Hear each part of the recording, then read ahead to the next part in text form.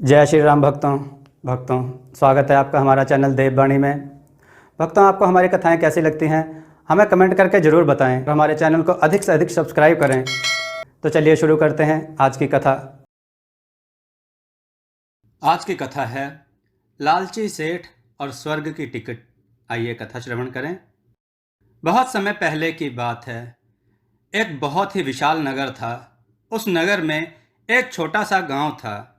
उस गांव में एक सेठ जो कि बहुत ही धनी था। गांव का सबसे धनवान व्यक्ति वही था। उसका कारोबार गांव के कोने कोने में फैला हुआ था। वह शहर से सामान लाता और आसपास के गांव में बेचा करता था, जिससे वह खूब धनवान हो गया था। उस सेठ का नाम धनीराम था। एक बार सेठ तीर्थ यात्रा पर निकला। कुछ आवश्यक सामान वह 1,000 सोने के सिक्के थैले में डालकर साथ ले गया। रात्रि विश्राम के लिए एक धर्मशाला में रुका। वहीं उनकी मुलाकात पड़ोस के गांव के एक गृहस्थ बुधिराम से हुई। बुधिराम एक किसान था। धर्म कर्म में भी उसकी रुचि थी और वह भी तीर्थ यात्रा के लिए ही निकला था। धर्मशाला में ही एक आदमी एक कोने में पड़ा कराह रहा था। दोनों यात्री उठकर उसके करीब गए। उसने इशारे से समझाया कि वह 4 दिनों से भूखा था। इतना सुनते ही सेठ धनीराम कन्नी काटने के इरादे से बुधिराम से बोले, मैं बहुत थक गया हूँ और मुझे नींद भी बहुत आ रही है। लंबी यात्रा हो गई, इसलिए मैं तो सोने जा रहा हूँ। तुम देखो क्या माजरा है। मुझे सोना है। कुछ ज़रूरत होगी तो मुझे बताना, अन्यथा मुझे बिल्कुल तंग मत करना, क्योंकि कल लंबी यात्रा पर निकलना है, इसलिए मुझे सोने देना। सेठ धनीराम तो सोने चले गए। बुधिराम ने पहले उस आदमी को भोजन कराया जो उसने कल के लिए बचा रखा था। उसे भोजन कराकर बुधिराम को आत्मसंतुष्टि का एहसास हुआ। भोजन के बाद भी वह आदमी लगातार कराह रहा था। बुधिराम ने उसे छूकर देखा। वह आदमी भीषण ज्वर से तप रहा था। बुधिराम ने सेठ धनीराम से उसकी हालत के बारे में बताया। सेठ धनीराम तो पहले बड़ी बड़ी आंखें करके बुधिराम को घूरने लगा। फिर उसने बुधिराम से रूखेपन से कहा, इसमें मैं क्या कर सकता हूं? मैं कोई वैद्य तो नहीं।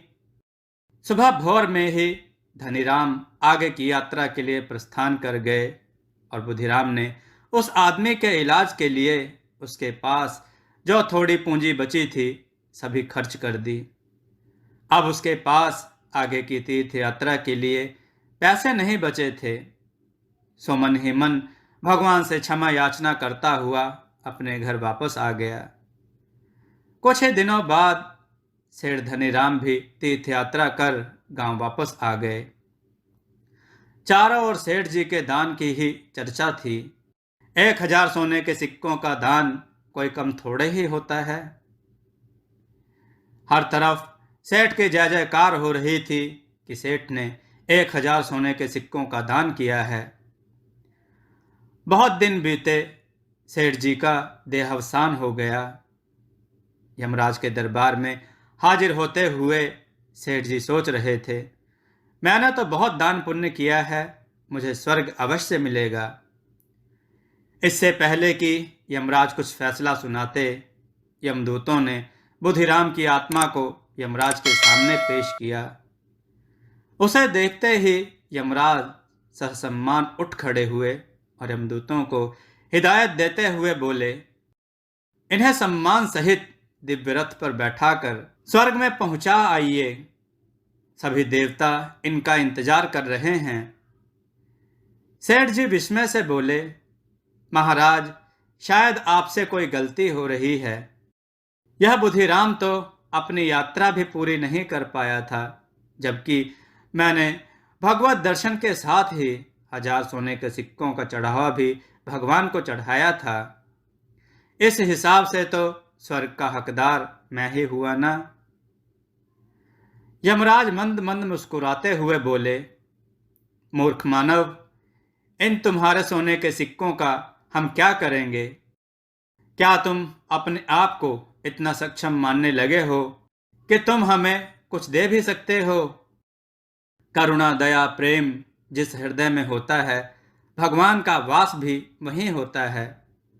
वह हर पल तुम्हारे साथ होता है और तुम्हारी हर हरकत पर उसकी पैनी निगाह रहती है।